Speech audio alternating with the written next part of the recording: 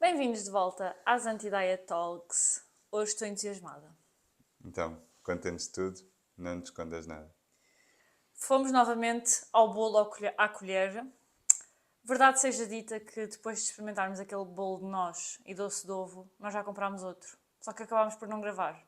E tivemos que fazer o esforço intenso de comer em casa. Por acaso até foi mais um esforço do que Não eu era julguei bom. à partida. Não era bom. Não era bom. É o de brownie doce de leite. O brownie era seco. O doce de leite era... Nem sei. Era... Depois nada casava com nada, Yeah. sabes? Era tudo desestruturado, enjoativo o doce de leite. Exato. E eu até gosto de doce de leite. Hoje o que é que nós fomos ver? Íamos buscar o Red Velvet, mas vimos este que é um novo sabor, acho eu, que é de spéculos, que no Pelo fundo menos para nós é é a novo. bolacha Lotus. Eu não sei, eu já disse isto aqui, mas eu acho absurdo terem achado que era ok de chamar a bolacha Lotus, que é uma marca de spéculos. É que... Porquê? Pois quem é que disse que a marca branca da Lotus passava a ser Speculoos, não é? Eu nem gosto muito de bolacha Lotus, vou ser sincera, mas este aqui tem meio aspecto de mousse e uma pessoa ama uma boa mousse. Não, isso não parece bem uma mousse, na verdade. Aqui não parece. Só Parece se for sim. de Oreo.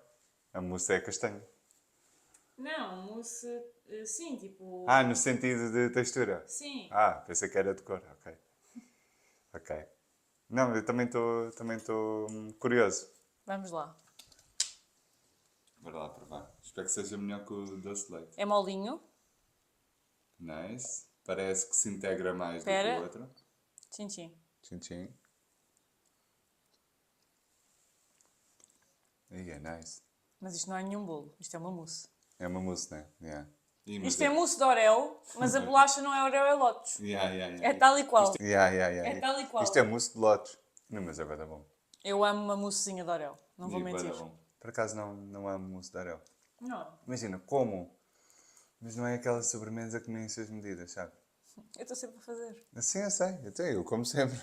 Mas tipo, é aquele comer ok, estás? Eu gosto. Mas para mim, posso tentar fazer uma experiência que é misturar. Sim, É que misturar. odeio esta parte de bolacha aqui, sabes? Pronto, agora que já bagunçaste isto tudo, Muito deixa lá melhor. ver. É muito melhor? Este é muito bom. Este vale a pena. Preferes este ao doce de ovos que trouxemos aqui para aí há 5 ou 6 episódios atrás? É diferente. Este aqui dá-me a ideia que eu podia fazer em casa. Imagina, isto é basicamente, se quiserem a receita, eu consigo olhar para isto e dar-vos a receita, que é trituras a bolacha, bates as natas, misturas com leite condensado e juntas tudo e está feito. É. É. E depois esfarelar a bolacha por cima. Se quiseres, eu acho que nem gosto muito dessa parte que a bolacha fica mole. O outro, já acho que vale mais a pena comprar porque já é mais difícil de fazer, percebes? Sim. Epá, e ovos para mim sempre vai ser a minha cena. Não troco nada por ovos. O outro é mais diferentão. Acho que o outro vale mais a pena nesse sentido. É. Olha, nice, gostei. Está aprovado. Ah, pois, olha, não disse? Ingredientes: nata, leite condensado e pronto, mais uns coisas que eles metem para aqui. Mas pronto, a base é essa. Quando se tem visão de confeitaria, não é? Como é o teu caso, as coisas ficam mais fáceis. É. Mas pronto, acho que valeu pela experiência, gostei. Também gostei. Acho que não voltaria a comprar porque acho que se eu pensasse em comer isto, mais rapidamente pensaria em fazer. Exato. Mas para quem não quer fazer, acho que é uma boa opção porque é bom. Nice. Boa opção. Não é melhor, para mim, não é melhor que doce de ovos e noz. E é melhor que a mousse de Oreo. É porquê? Porque eu gosto mais disto do que Oreo. Ah, eu não. É. Eu acho que sim. Não, se me deres a bolacha, acho que prefiro Oreo. Mas na mousse, não sei. Ah, Tiago, que desilusão. Estás-me a dizer isso agora passado estes anos todos. Também me sinto um bocadinho kid quando estou a comer o mousse de Oreo. Tipo, Sim, mousse de sabes? Oreo é mesmo... Aquele canhito ali a comer uma mousse de Oreo, sabe? E depois a limpar a boca às mangas a seguir. Porque limpas a boca às mangas. Quando era puto, se calhar fazia. Isso remete-me aos tempos de miúdo. Então, pronto. Isso também pode influenciar a minha percepção. Pois. Para o Tiago tem que ser uma feijoada transmontana e uma pera bêbada no final para ele se sentir mais adulto. Parecido. Parecido a isso. O tema de hoje vai ser um conceito, no fundo, que nós trazemos muitas vezes para consultas de terapia nutricional.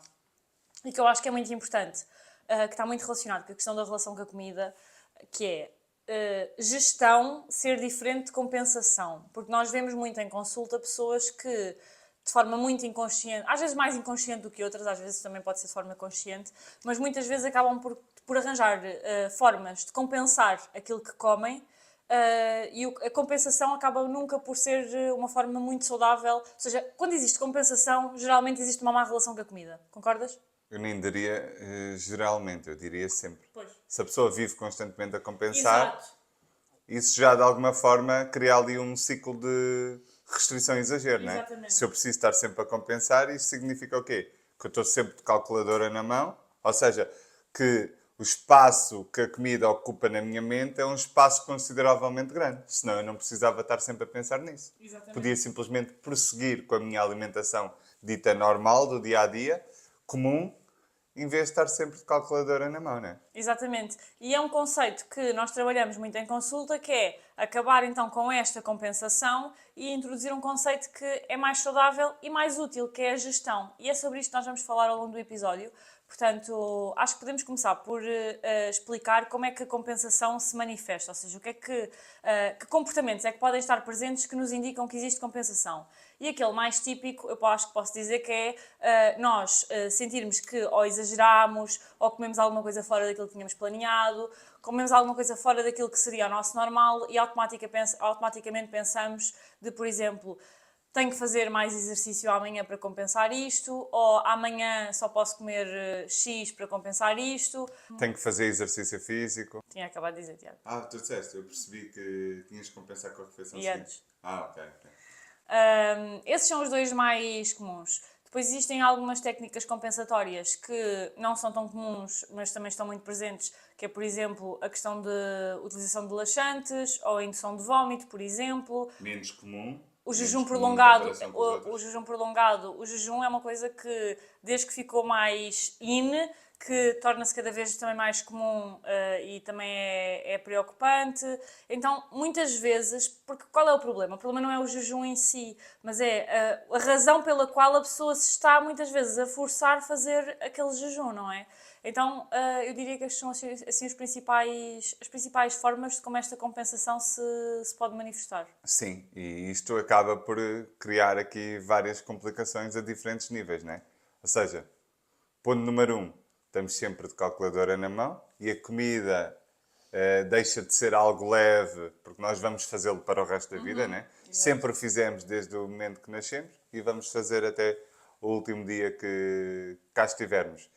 Convém, se o fazemos várias vezes ao longo do dia, até o último dia da nossa vida, convém que esse processo seja minimamente leve do ponto de vista mental. Mas se eu tiver constantemente com uma mentalidade de compensação, isto vai trazer uma ansiedade considerável em relação aos momentos alimentares, não é?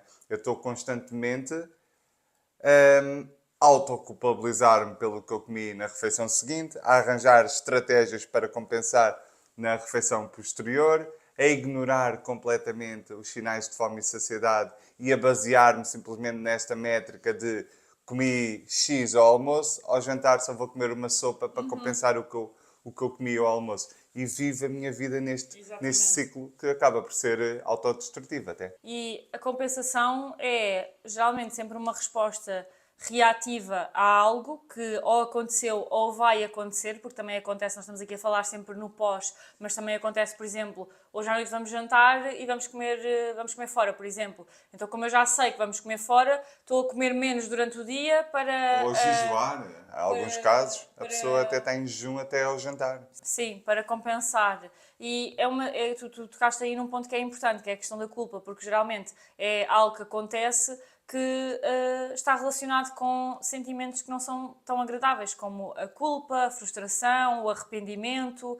Ou seja, no fundo acaba por ser muitas vezes uma resposta de reação a algo que nós estamos a sentir e que não é confortável de ser sentido. Sim.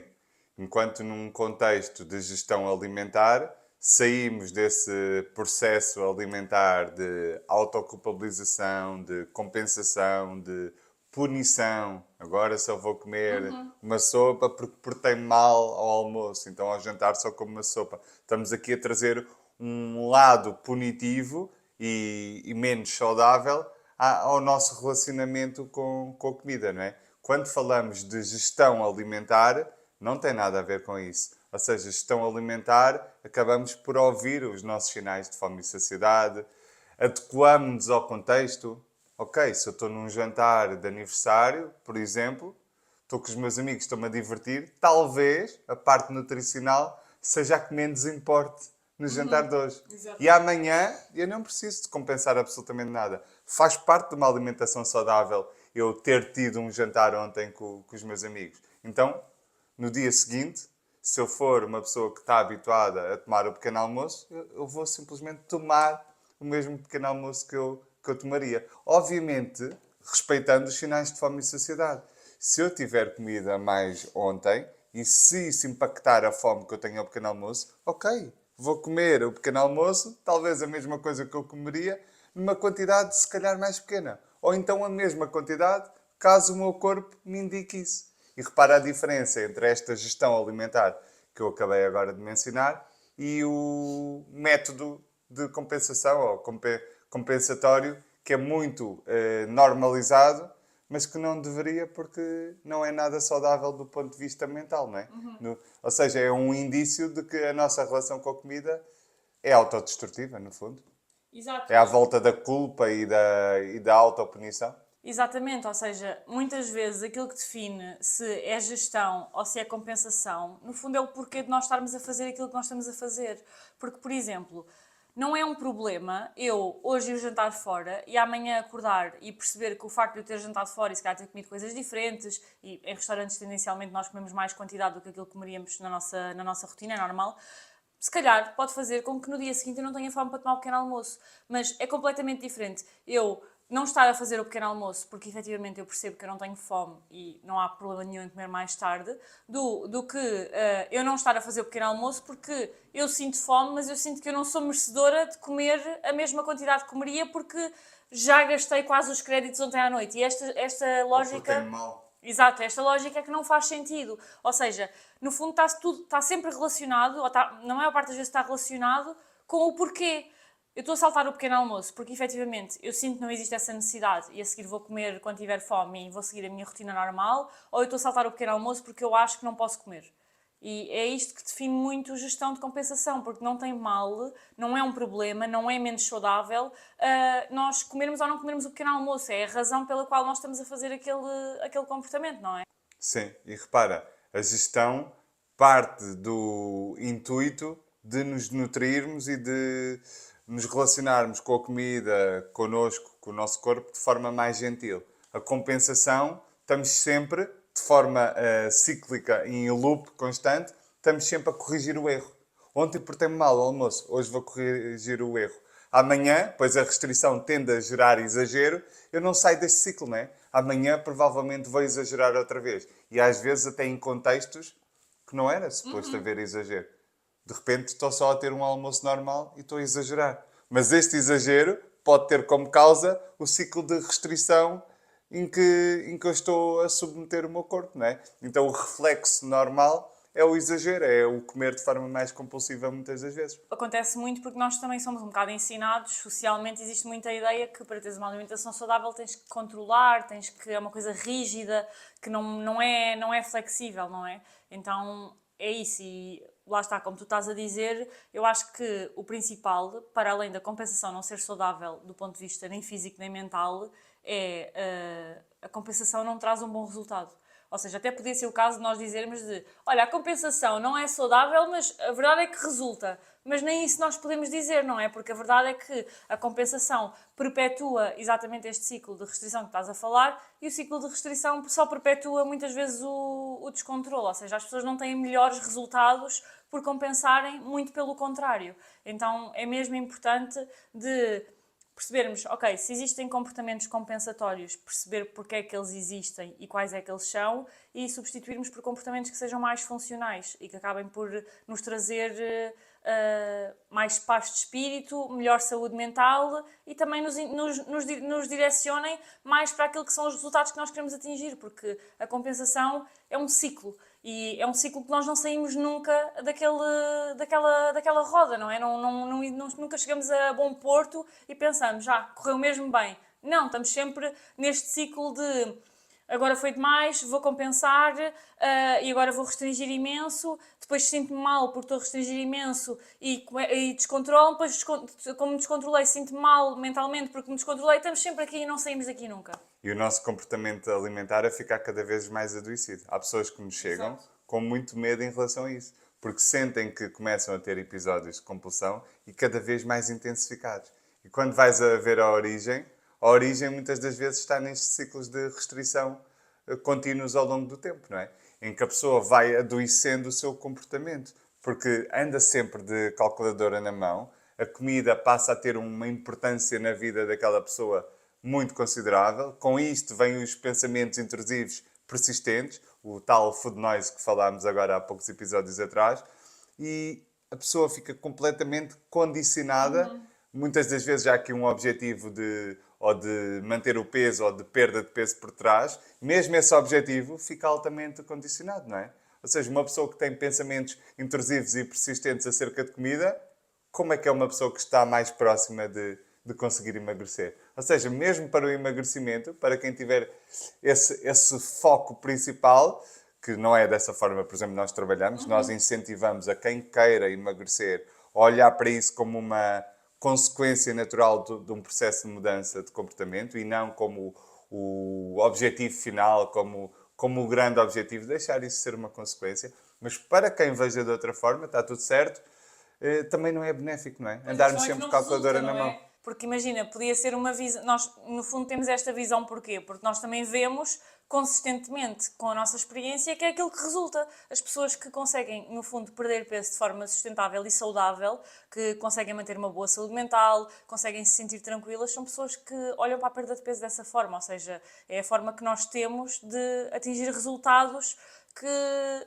são resultados que nós valorizamos. Porque aquilo que eu vejo em relação a esta questão do ciclo de restrição-compulsão que estávamos a falar é que, à medida que nós vamos intensificando este ciclo e mecanismos compensatórios estão sempre a intensificar este ciclo, é que vai sendo cada vez mais difícil ficar na parte de restrição e cada vez mais tempo ficamos na parte de descontrolo. Então nós estamos, de repente deixa de ser um descontrolo isolado de um episódio de olha, hoje ao jantar exagerei e passa para uma tarde inteira de descontrolo. E se nós deixarmos arrastar, a verdade é que muitas vezes passa para semanas de descontrolo, ou com o tempo vai aumentando. E nós estamos sempre constantemente com aquele pensamento de agora amanhã é que começa, amanhã é que vou começar. E de repente aguentamos amanhã aquilo que nós temos planeado fazer e ali a meio da tarde esquece, já não dá porque o corpo está sob stress, ou seja, isto não acaba por não ser positivo em nenhum nível. E nós estamos a acabar por pôr o nosso corpo num stress tal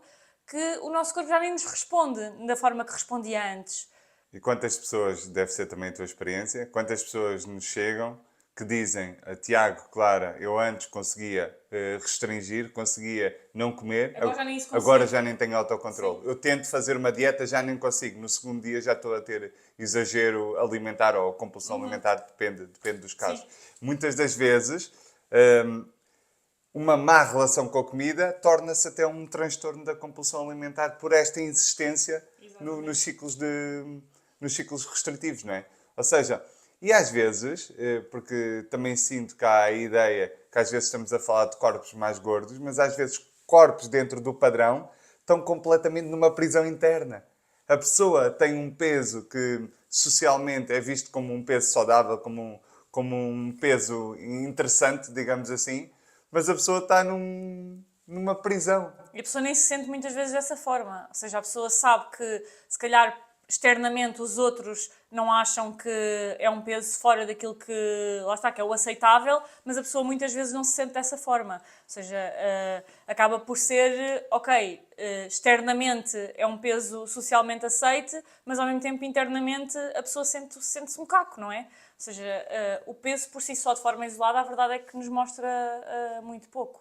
Mas sim, eu acho que é importante procurar ajuda, mesmo que estes comportamentos estejam no início, e à medida que nós vamos alimentando estes comportamentos, nós também estamos a dar espaço para o problema se desenvolver. Então, quanto mais cedo procurarmos ajuda, também mais fácil vai ser resolver esta questão e é perfeitamente possível a comida voltar a ser só comida e não ter este peso todo.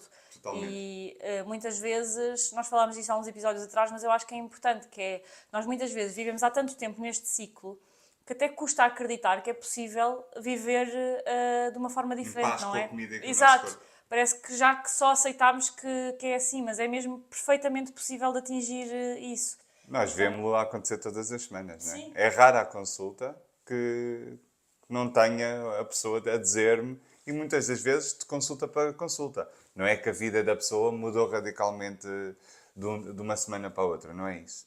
Mas é rara a consulta em que a pessoa não traz pequenas evoluções, pequenas coisas que ela já começa a sentir de forma diferente. Exatamente. Seja distinguir a fome física de uma fome não tão física, mais do foro emocional, seja a pessoa sentir que já não se descontrola tanto, que consegue, por exemplo, pessoas têm episódios de compulsão que continua a ter episódios, mas já consegue parar antes, e antes não conseguia parar, era tudo o que houvesse na cozinha. Ou seja, nós ouvimos este feedback frequentemente. A transformação é totalmente possível. Não é do dia para a noite, dá trabalho, não é? Envolve empenho, sem sombra de dúvidas. Não é preciso fazer dieta. A dieta não é a solução, faz mais parte do problema do que propriamente da solução, mas a transformação é totalmente possível. Exatamente. E sei que já dissemos isto algumas vezes, mas reafirmar aquilo que é verdade, acho que nunca é demais. Sim, porque muitas vezes nós estamos a avaliar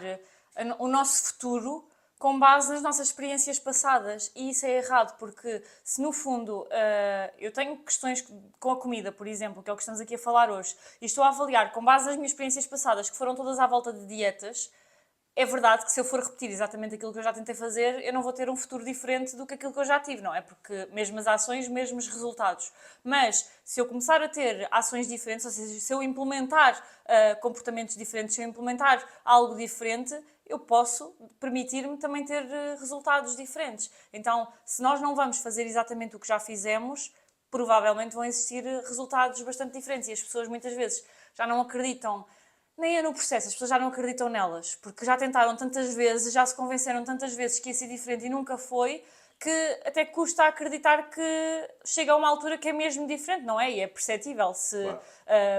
imagina, se eu bater 10 vezes contra uma parede, chega a uma altura em que eu já não vou contra aquela parede porque eu já sei que vou bater com a cabeça, não é? Então é normal isso acontecer, mas efetivamente chega a um ponto em que eu consigo perceber que se calhar eu não preciso de ir contra a parede, se calhar há uma janela daquele lado e eu consigo saltar pela janela. Então é importante percebermos que muitas vezes o que nós temos tentado fazer ao longo dos anos é exatamente a mesma coisa, mascarado de nomes diferentes e que nos faz acreditar que são processos diferentes, mas na verdade foi sempre a mesma coisa. E eu acho que isto é muito fácil de perceber porque as dietas, planos, o que seja, a verdade é que é sempre mais do mesmo. Imagina, muda uma coisinha, muda outra, mas os alimentos são sempre os mesmos, as regras são sempre mais ou menos as mesmas, as pessoas já sabem de trás para a frente o que é que deveriam fazer. A dificuldade está em efetivamente aplicar aquilo pois, àquela que é a sua realidade. Então é isso. Existe uma janela. Existe uma janela. E a nossa vida começa a transformar-se quando nós deixamos de ir 30 vezes contra a mesma parede e começamos a refletir. Não, espera aí. Isto é mesmo uma parede. Não é por eu bater a 31ª vez nesta parede que ela vai deixar de ser parede. Exato. O facto de ser uma parede vai continuar a permanecer. Então, isto acontece essencialmente por duas razões, na minha ótica. Esta questão que estavas a mencionar das pessoas já não acreditarem nelas e sentem que é impossível a mudança. A primeira é que a autoconfiança tem como base repertório passado. Ou seja, as minhas experiências passadas vão definir o quão seguro e confiante eu estou em relação a ser bem-sucedido numa área em específico. Posso pegar a título de exemplo para ficar perceptível o que é que eu estou a dizer. Eu nunca falei russo. Se eu agora tivesse que gravar este episódio da Anti-Diet Talks em russo, eu sentiria-me altamente desconfiante em relação a esse processo. Porque todo o meu repertório passado mostra-me que eu não sei falar russo. Mas se calhar, se eu fosse viver para a Rússia, se tivesse aulas de russo frequentemente, o meu nível de autoconfiança gradualmente ia subindo. Porque as experiências passadas já me demonstram que há uma certa probabilidade de eu ter sucesso naquilo. Isso é o primeiro ponto. O segundo ponto É que estamos a lutar contra o nosso cérebro quando estamos a fazer dietas. As mais restritivas, ainda pior. Temos que ver o momento de descontrolo, de comer exagerado, como o cérebro a querer se defender de um ataque. Ou seja, o cérebro ele não quer o nosso mal, ele quer a nossa sobrevivência. É bom lembrarmos disso. Se ele quer a nossa sobrevivência, ele vê a fome como um perigo que pode colocar em causa aquilo que ele mais preza, que é a sobrevivência. Então, o momento de descontrolo, de comer exagerado, é o cérebro a defender-se de um ataque. A pergunta que eu faço é, e se nós deixarmos de fazer com que o cérebro se sinta atacado? É exatamente o processo que nós fazemos. Porquê é que as pessoas na terapia nutricional sentem-se cada vez mais leves em relação à comida, um relacionamento com a comida super tranquilo, os pensamentos persistentes e intrusivos acerca de comida diminuem até que a pessoa começa a dar foco e atenção a outras áreas da vida que antes nem conseguia porque a toda a hora estava a pensar em comida. Isto acontece porque o cérebro vai percebendo que já não há uma ameaça à sua sobrevivência. Para que é que eu me vou defender se eu não me sinto atacado? E é este o processo que acontece em termos cognitivos. Ou seja, a restrição cognitiva que existia deixa de existir. O cérebro começa a confiar gradualmente que é possível largar a defesa, que neste caso é o comer de forma descontrolada, ou seja, ingerir um número de calorias alta, para compensar todos os eventos restritivos que houve no passado e que o cérebro já antevê que vai existir novamente no futuro. Porque se estamos sempre a sair de restrição em restrição, o cérebro começa a perceber, não é? Exato. Que isto é um padrão. Então, se é um padrão, é melhor eu comer tudo e mais alguma coisa para me prevenir. Imagina que a restrição dura muito mais tempo e que eu não consigo sobreviver. Então, o episódio de descontrole é um momento de defesa, de preservação da nossa vida, não é? Então, nunca é um momento de agora vou aqui comer de forma descontrolada. Isto, como se Sim. fosse o cérebro a pensar, não é? Agora vou aqui comer de forma descontrolada, que é para esta pessoa aprender como é que é. Não. É um momento de defesa. Se a minha biologia sente-se atacada, digamos assim, e um ato de reflexo, um ato de defesa dessa mesma biologia é o comer de forma descontrolada. Exatamente, e como eu costumo dizer muitas vezes às minhas clientes, nós nunca vamos ganhar essa luta. Ou seja, vai sempre o principal objetivo de todos os mecanismos fisiológicos que acabam por acontecer é garantir a nossa sobrevivência. Vai ser muito difícil, para não dizer impossível, de lutarmos contra o cérebro e ganharmos no final do dia. Então o objetivo é mesmo mudar de caminho e perceber que existem outras opções que não nos fazem passar por isso. E fechando aqui, se calhar, o tema do episódio, é lembrar que compensação e gestão, a principal diferença não é apenas o comportamento, apesar de, obviamente, também ser muito visível através da parte do comportamento, mas essencialmente a razão pela qual nós estamos a agir daquela forma. Como nós muitas vezes costumamos dizer, que o porquê de nós fazermos aquilo que fazemos é tão ou mais importante do que aquilo que nós fazemos, não é? Então, se percebemos que efetivamente existem comportamentos que às vezes até podem ser mascarados de saudáveis, por exemplo, na atividade física isto é super comum, porque uma atividade física é uma coisa que socialmente nós olhamos e pensamos uau, aquela pessoa é super motivada, saudável por fazer atividade física. A verdade é, de fora, a atividade física parece assim, mas há muitas pessoas que utilizam a atividade física de uma forma que é zero saudável, ou seja, às vezes não tem a ver com o comportamento, tem a ver com a razão pela qual nós estamos a ter o comportamento, não é? Porque uma coisa é eu fazer atividade física porque isso me faz sentir bem e retiro prazer daquilo que estou a fazer e olha, como consequência a parte física está ligada, ok. Outra coisa é eu sentir que se não fizer atividade física já estraguei tudo e entrar num loop de culpa, frustração, arrependimento que me leva no fundo a sentir que sou quase, sei lá, uma fraude, alguém que nem é merecedor daquilo que está a fazer, a comer, etc.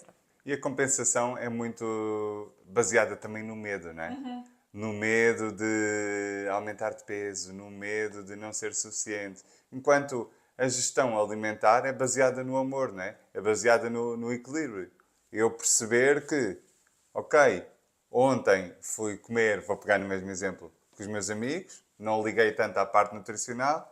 hoje, ao pequeno almoço, ao almoço, ou o que seja, vou simplesmente comer, tendo em conta o ponto de vista nutricional também, a satisfação associada ao prazer, mas também o ponto de vista nutricional, porque o meu contexto mudou. Mas isso não significa que eu tenha de comer menos porque ontem fui jantar com os meus amigos.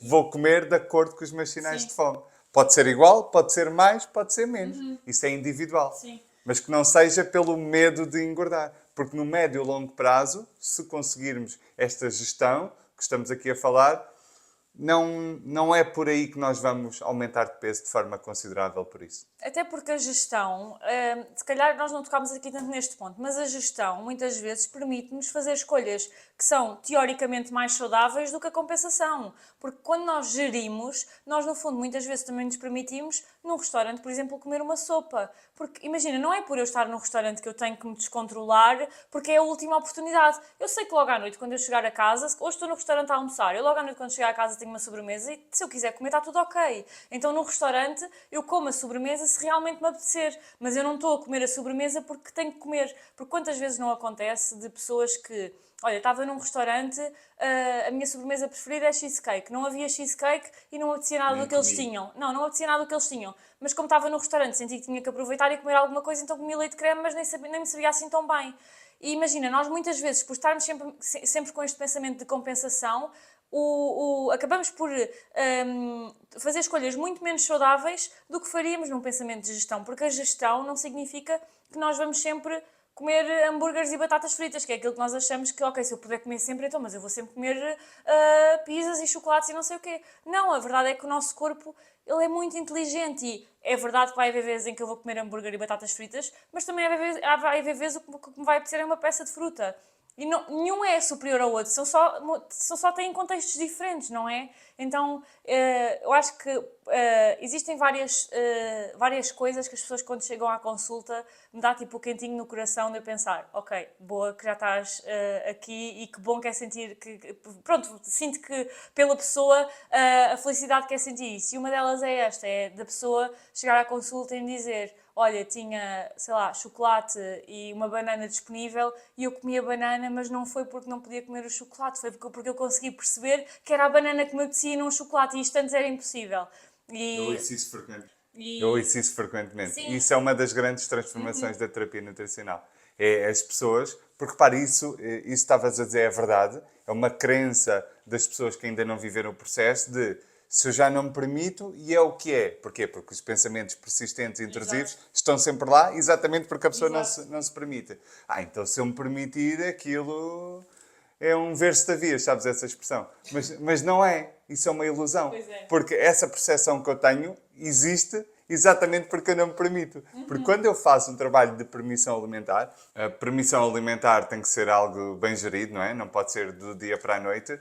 Mas quando eu me permito fazer um trabalho de permissão alimentar, eu vou sentindo gradualmente menos vontade em relação a determinados doces e até me apercebo, muitas das vezes, que coisas que eu pensava que nem gostava, gostamos assim tanto. a pessoa nem gosta assim tanto. Ouço isso várias vezes. Sim. Olha, eu pensei que adorava Nutella, agora olho para a Nutella, não, eu não gosto. Há doces que eu gosto, efetivamente, Exato. mas a Nutella não era um deles. Estou a dizer Nutella aleatoriamente. Sim. Porque, de facto, o não poderes comer, o viveres em privação, é que torna qualquer doce a última bolacha do pacote, não é? Quando os doces deixam de ser a última bolacha do pacote, então tu consegues muitas das vezes até fazer escolhas nutricionalmente mais adequadas. E de repente tinhas, sei lá, um cheesecake e, sei lá, uma manga e tu optaste pela manga. Mas não é que tu não possas comer cheesecake, mas não te fez sentido e preferiste a manga. Diz-me lá qual é que é a pessoa que consegue fazer isto, que esteja com pensamentos intrusivos e persistentes acerca de comida Aliás, de forma frequente. na maior parte das vezes, exatamente as pessoas que têm esse tipo de pensamentos não conseguem perceber como é que os outros à sua volta, que muitas vezes não têm questões com a comida, conseguem fazer esse tipo de escolhas e conseguem, por exemplo, ter alimentos em casa e não ter vontade de comer. E pensam, eu nunca vou conseguir ser assim, mas na verdade está muito assente na restrição, sem dúvida. E é um resultado que, no fundo, é perfeitamente possível de atingir. E lá está, brócolos ou o bolo da caneca é igual. Simplesmente, eu obviamente vejo que têm propósitos diferentes, eu adequo em propósitos diferentes, mas no final do dia, muitas vezes, os brócolos aqui não é nada um bom exemplo, mas muitas vezes vou preferir a fruta, que se calhar é um melhor exemplo, do que a sobremesa, não porque alguém me está a dizer que eu não posso comer a sobremesa, mas porque é que realmente aquilo que me apetece, tal como noutras alturas, se calhar vai ser a sobremesa em vez da fruta, e está tudo bem.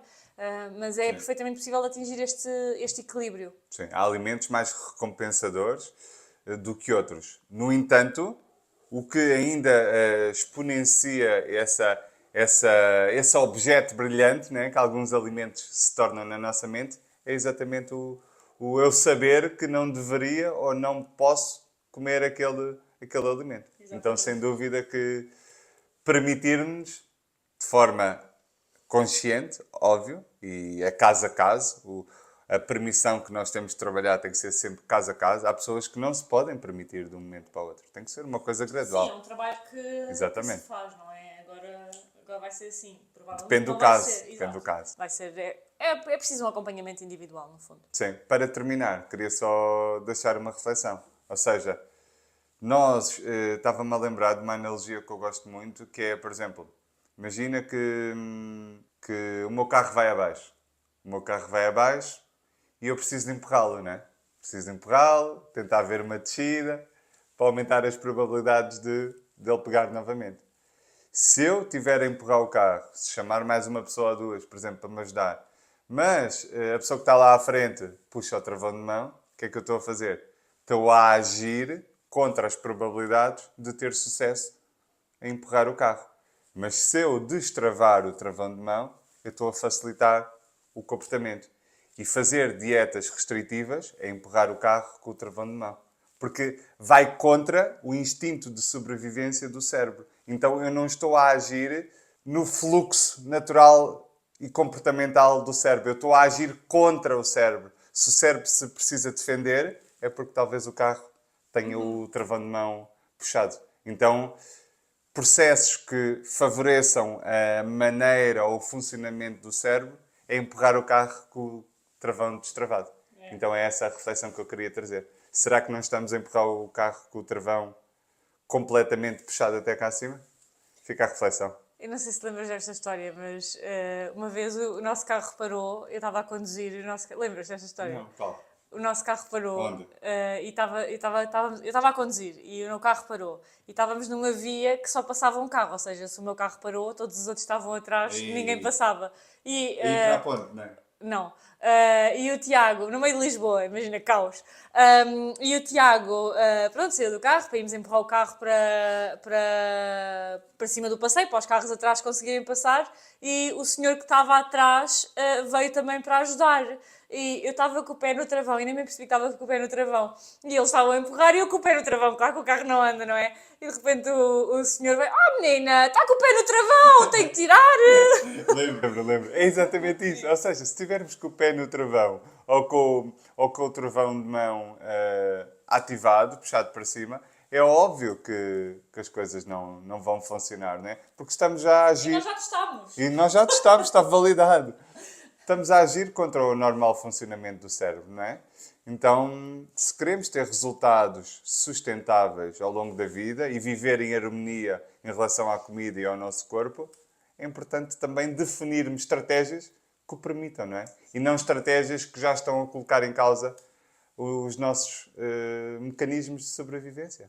Porque basta pensarem, não precisam de acreditar em mim. Se está a existir uma compensação, ou seja, um exagero de comida constante, isso acaba por ser um sintoma de que algo não está a funcionar corretamente. Então não precisam de acreditar em mim. Basta refletirem acerca disso. Todo o excesso esconde uma falta. E muitas das vezes é falta de permissão. Exato. Falta de lidarmos com a comida sem ser numa relação de culpa, de autopunição. Falta de amor próprio, muitas das vezes. Falta de muita coisa. Todo o excesso esconde uma falta. É verdade. E era isso que tínhamos por hoje. Espero que desse lado este episódio tenha sido útil. Não se esqueçam de subscrever o nosso canal no YouTube, no Spotify ou na plataforma onde estiverem a ouvir. Tem na descrição deste episódio os links para o nosso Instagram e também o link para agendarem a vossa primeira consulta gratuita com a nossa equipa. E vemos na próxima segunda-feira, às 8.